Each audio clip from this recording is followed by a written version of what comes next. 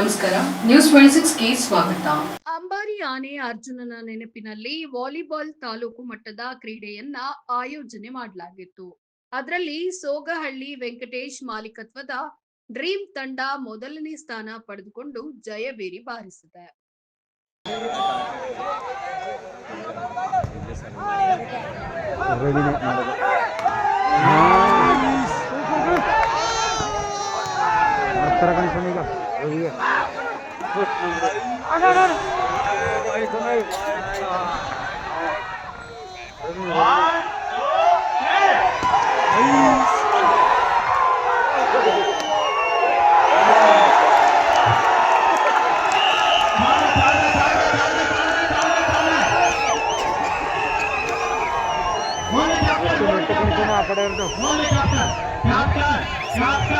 ಇದಾಗಿತ್ತು latest updates.